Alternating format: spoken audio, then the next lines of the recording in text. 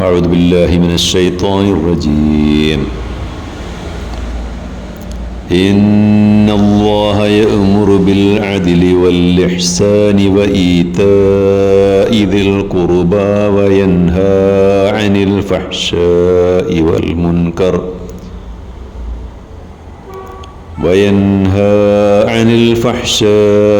والمنكر والبغي يعظكم لعلكم تذكرون.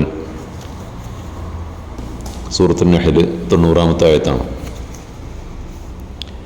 നിശ്ചയമായും അള്ളാഹു നീതി പാലിക്കുവാനും നന്മ ചെയ്യുവാനും കുടുംബബന്ധമുള്ളവർക്ക് നൽകുവാനും കൽപ്പിക്കുകയാണ്. മ്ലേച്ഛതകളും തിന്മയും അതിക്രമവും അവൻ നിരോധിച്ചിരിക്കുന്നു. ഇതൊക്കെ നിങ്ങളോട് ഉപദേശിക്കുന്നത് നിങ്ങൾ അതേക്കുറിച്ചൊക്കെ ഉത്ബുദ്ധരായി തീരാൻ വേണ്ടിയാണ്.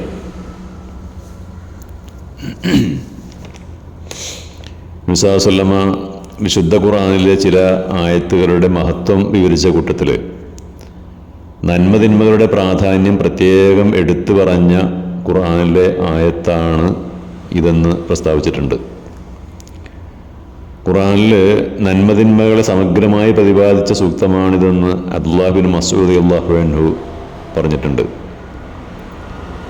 മുശ്രിക്കായിരുന്ന ഉസ്മാൻ ബിൻ മദ്ഊൻ പറഞ്ഞത്, എൻ്റെ കൽബിൽ ഈമാൻ സത്യവിശ്വാസം കുടികൊള്ളാനുണ്ടായ ഏക കാരണം ഈ ആയത്തായിരുന്നു എന്നാണ്.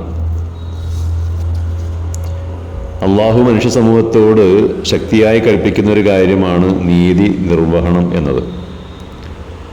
ഈ പ്രപഞ്ചത്തിലെ സകല ഗോളങ്ങളും ഗ്രഹങ്ങളും നക്ഷത്രങ്ങളും അതൊക്കെ നീതിയുടെ അടിസ്ഥാനത്തിലാണ് ചലിച്ചുകൊണ്ടിരിക്കുന്നത്. അഥവാ അവർക്ക് നൽകപ്പെട്ട പ്രാപഞ്ചിക വ്യവസ്ഥക്കും നിയമങ്ങൾക്കും വിധേയമായിട്ടാണ് അവയൊക്കെയും ചലിച്ചുകൊണ്ടിരിക്കുന്നത്. അതിന് വിരുദ്ധമായി ഏതെങ്കിലും ഒരു ഗോളമോ ഗ്രഹമോ നക്ഷത്രമോ ചലിക്കുകയാണെങ്കിൽ അതോടെ ഈ പ്രാപഞ്ചിക വ്യവസ്ഥ താറുമാറായി പോകും. ഇതേപോലെ തന്നെയാണ് മനുഷ്യ ജീവിതത്തിൻ്റെയും അവസ്ഥ. മനുഷ്യർക്ക് അവരുടെ സൃഷ്ടാവായ അള്ളാഹു അഥവാ ദൈവം നൽകിയ ജീവിത വ്യവസ്ഥയ്ക്ക് വിരുദ്ധമായി ജീവിച്ചാൽ മനുഷ്യജീവിതം താറുമാറാവുകയാണ് ചെയ്യുക. വ്യക്തിജീവിതത്തിലും കുടുംബജീവിതത്തിലും സാമ്പത്തിക രംഗത്തുമൊക്കെ തന്നെ നീതി നടപ്പാക്കപ്പെടണമെങ്കിൽ ആ രംഗത്ത് ഇസ്ലാമിക ശരീഅത്ത് അവതരിപ്പിക്കുന്ന നിയമവ്യവസ്ഥകൾ പൂർണ്ണമായും പാലിച്ചുകൊണ്ട് ജീവിക്കുമ്പോൾ മാത്രമേ അവിടെയൊക്കെ നീതി നടപ്പാക്കപ്പെടുകയുള്ളൂ. മറിച്ചാണെങ്കിലോ അവിടെ അനീതിയും അക്രമവും അധർമ്മവുമാണ് നടക്കുക. ഇവിടെ ഉദ്ധരിച്ച ആയത്തിൽ രണ്ടാമതായി പറഞ്ഞത് ഇഹ്സാനിനെ കുറിച്ചാണ്. ഏതൊരു കാര്യം ചെയ്യുമ്പോഴും അത് വളരെ നന്നായി ഭംഗിയായി നിർവഹിക്കുക എന്നതാണ് ഇഹ്സാൻ.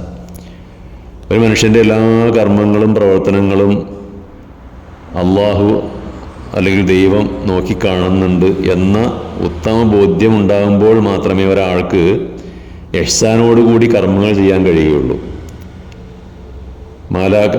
മലക്ക് ജിബ്രീൽ ഇഹ്സാൻ എന്താണെന്ന് നബിക്ക് പഠിപ്പിച്ചു കൊടുത്തത് ഇങ്ങനെയായിരുന്നു: അൻ തഅബ്ദുല്ലാഹ കഅന്നക തറാഹു ഫഇൻ ലം തകുൻ തറാഹു ഫഇന്നഹു യറാക്. നീ അള്ളാഹുവിനെ നോക്കിക്കാണുന്നു എന്ന നിലയിൽ അവന് പരിപൂർണമായി കീഴ്പ്പെട്ട് ജീവിക്കുക, അനുസരിച്ച് ജീവിക്കുക. നീ അവനെ കാണുന്നില്ലെങ്കിലും തീർച്ചയായും അവൻ നിന്നെ കണ്ടുകൊണ്ടിരിക്കുന്നുണ്ട് എന്ന ബോധത്തോടെ വേണം ജീവിക്കാൻ. അപ്പോഴാണ് ഏത് പ്രവൃത്തിയും നന്നായി ചെയ്യാനുള്ള ഒരു മനസ്സ് ഒരാളിൽ ഉണ്ടാകുകയുള്ളൂ. തുടർന്ന് പറഞ്ഞത് അടുത്ത ബന്ധുക്കൾക്ക് സഹായങ്ങൾ ചെയ്തു കൊടുക്കണമെന്നാണ്.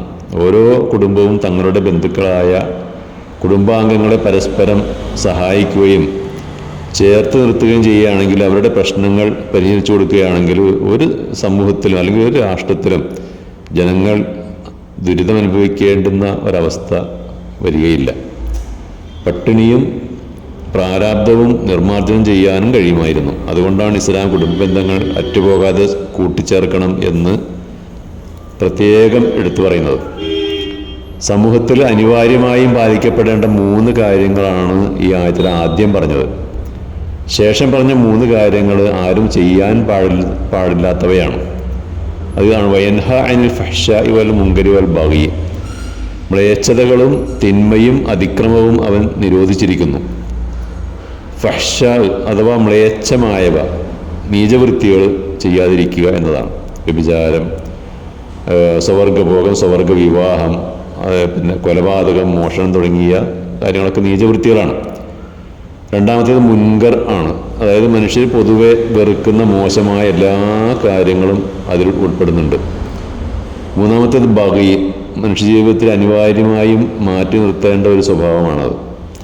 ധാർമ്മികവും നിയമപരവുമായ എല്ലാ കാര്യങ്ങളെയും വകവെക്കാതിരിക്കുക, നിയമലംഘനങ്ങൾ നടത്തുക, ധിക്കാരത്തോടെയും അഹങ്കാരത്തോടെയും പ്രവർത്തിക്കുക, മറ്റുള്ളവരെ കയ്യൂക്കുകൊണ്ടോ വാക്കുകൊണ്ടോ അടിച്ചമർത്തുക, ഓരോ മനുഷ്യൻ്റെയും വ്യക്തി സ്വാതന്ത്ര്യത്തിൽ കൈവെക്കുക.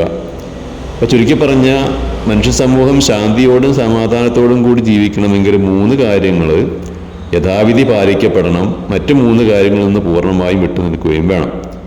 എങ്കിൽ സമൂഹത്തിൽ ശാന്തിയും സമാധാനവും കൈവരിക്കാൻ കഴിയും എന്നാണ് ഈ ആയത്തിലൂടെ അല്ലാഹു തആല ഉത്ബോധിപ്പിക്കുന്നത്. വആഖിറു ദഅ്വാനാ അൽഹംദുലില്ലാഹി റബ്ബിൽ ആലമീൻ.